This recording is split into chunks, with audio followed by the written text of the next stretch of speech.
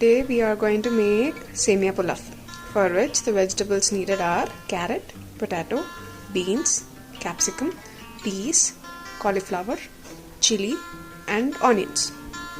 I will be mentioning the amount of vegetables needed in the description below. So first take a cooker, add around 2 spoons of oil and let the oil get heated. Once when the oil is heated, add a pinch of ajwain and then you'll be adding ginger garlic paste. So take about 1 spoon of ginger garlic paste and add it to the oil and let it get sauteed.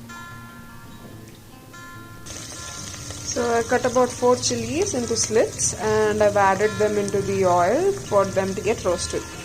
Do remember that when you put ginger garlic paste, the oil will splash a little bit, so be a little careful, and also note that this happens when the ginger garlic paste has a little bit of water in it.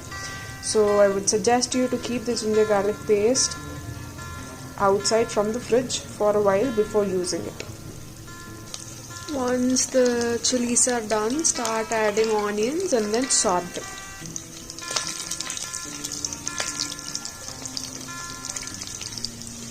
You can use any kind of onion that you find in the market. We bought white onions recently, so we decided to use white onions for this. Wait for these white onions to turn a little golden brown. We can see that the onions have turned a little golden. Now add the capsicums.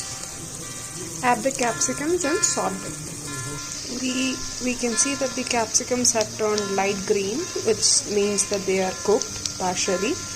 Now we will be adding the rest of the vegetables, that is potato, carrot and beans, and we will saute them for a minute.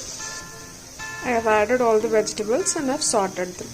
We will be adding peas and cauliflower in the end because no matter what, we are still going to steam all of these for 1 whistle. So even if they are half cooked, it's okay. We will be adding the masala ingredients next.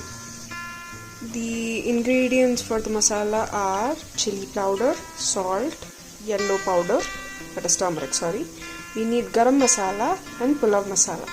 It is going to add the taste for the food. We can see that the carrot, potato and beans are half cooked. So now I will be adding the turmeric powder. I will be adding around half a teaspoon of turmeric powder. We will be adding around 2 to 2.5 teaspoons of salt based on the spoon. So the salt is as per your taste. So the choice of the amount of salt that you will be adding is as per your requirement.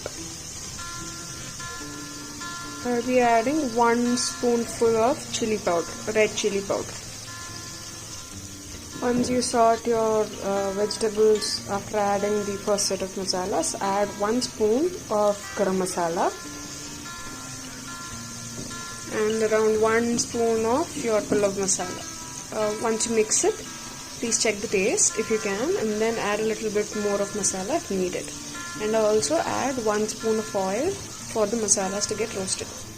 So this is how the sauteed vegetables are going to look. I actually forgot to add peas and cauliflower, which I will be adding now. Saute the vegetables and then we will be ready to make the Semiya Pulav.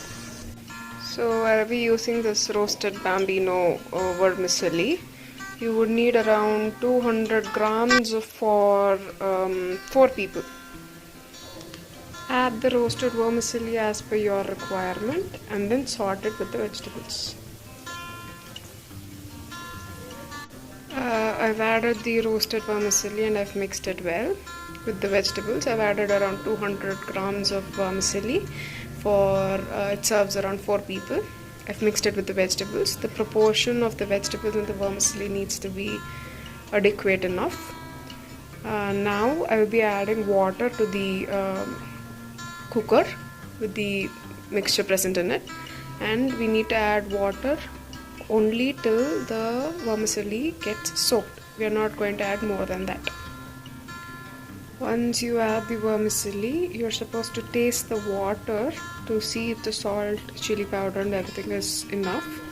Else add them and then close the lid and keep it for 1 whistle on high. So I've added salt, a little bit of turmeric and a little bit of chili powder because I felt that the spice was a little less.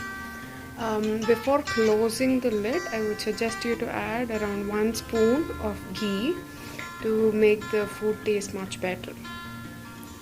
I have added the ghee and now I'll be closing the lid. I'll be keeping the flame on high and I'll be waiting for 1 whistle, after which it needs to be switched off. So this is how the final product ends up looking. We can see that the strands of the vermicelli are not mushed. Everything can be picked out separately. I will now serve it in a plate and show it to you. This thing goes well with raita. You can have raita of any type and the taste is really good.